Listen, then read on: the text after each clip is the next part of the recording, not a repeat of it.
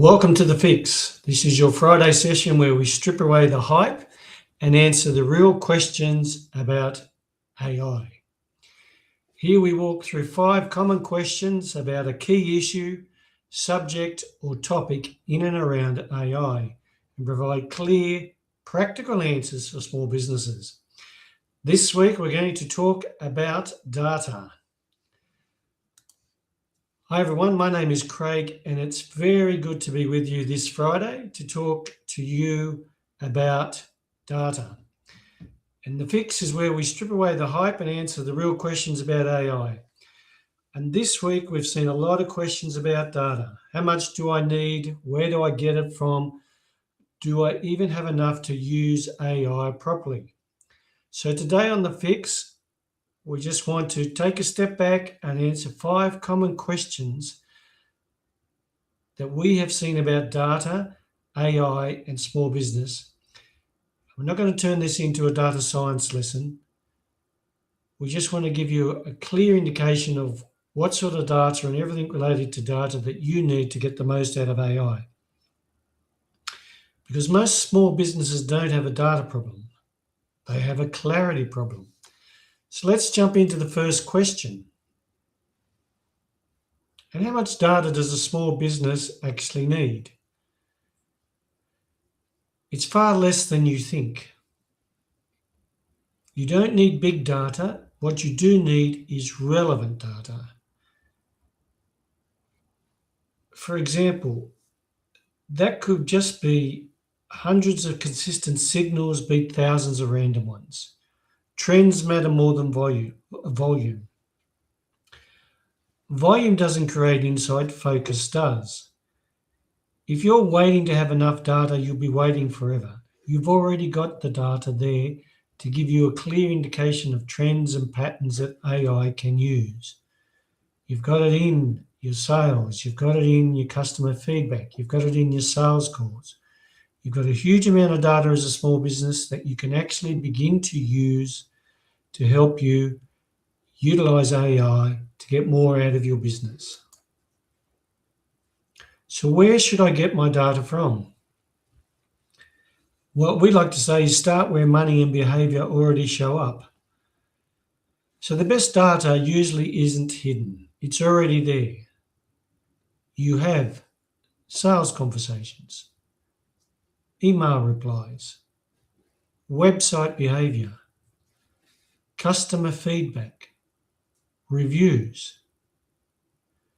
If it doesn't influence a decision, it's not useful data. So good data lives close to revenue and behavior. That's where you need to start to look, see where you're collecting it, and see what you can do to begin to use it more than you currently are.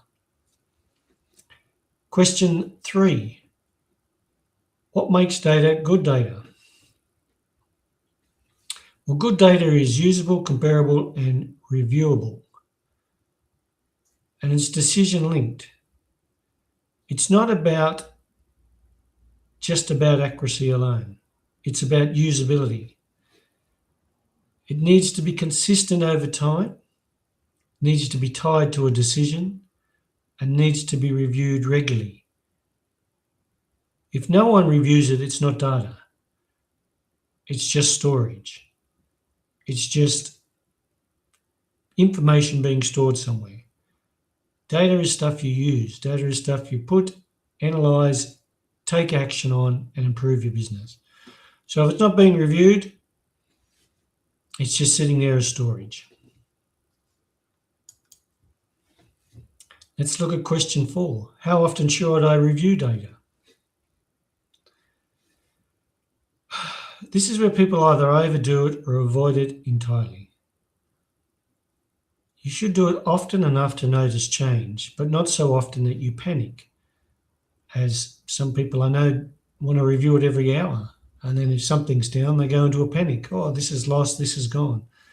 Other people might review it every 6 months, and then it's no use to you by then if you haven't set up a regular reviewing system.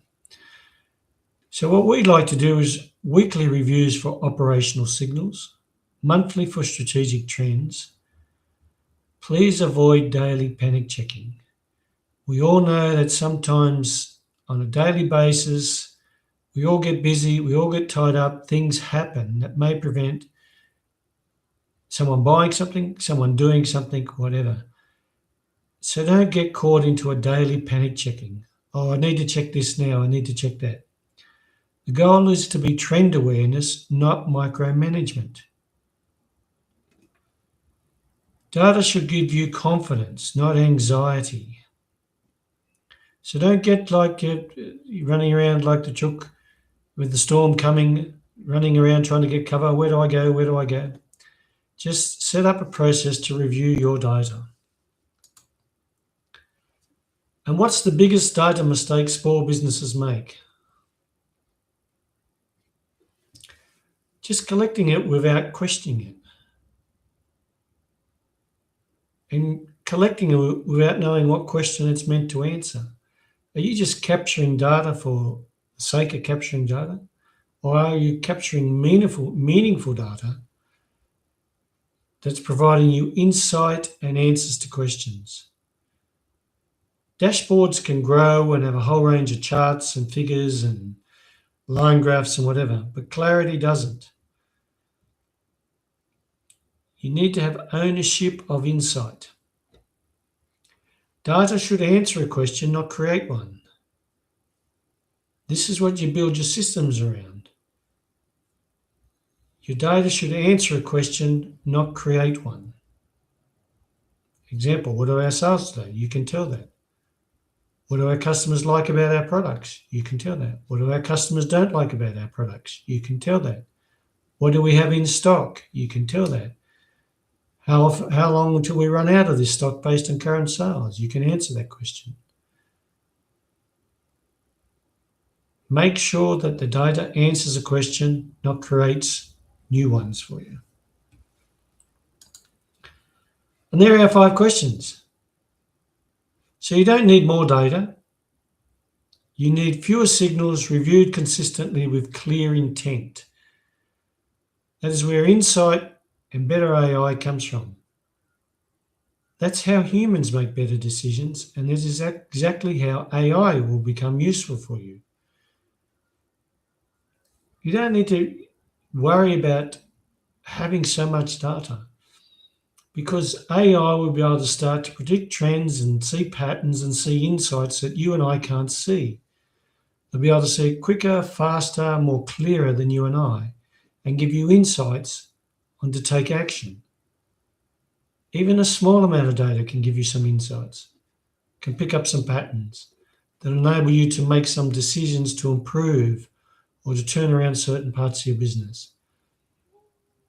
Just start to get AI to analyze your current data. You've got it all. You've got your sales, you've got your inventory, you've got your stock, you've got your customer reviews, you've got your sales conversations, you've got your website analytics with Google. You've got all that. Just start to get AI to help you analyze that and pick up some patterns. And then you'll start to use the data that you've got, and you wouldn't realize how much data you actually have that's very useful. So that's us for this week, just to discuss data and to clear things up for that. Look out for us again next Friday when we'll answer 5 common questions that we've had during the week about AI in small business.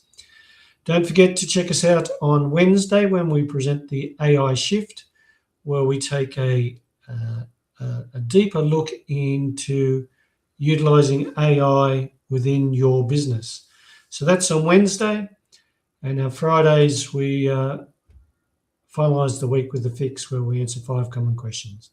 So look out for that. Leave us feedback below to give us some help, some data on what we need to improve, or questions we need to answer, or topics you want us to cover, so we can put them into our schedule and make sure we cover them for you going forward. But until next week, enjoy the rest of the day. Enjoy your weekend. I hope you have a very good weekend, and we'll look forward to catching up with you next Friday. And if not, we'll see you on Wednesday when we present the AI Shift, or Friday when we present the fix. Until then,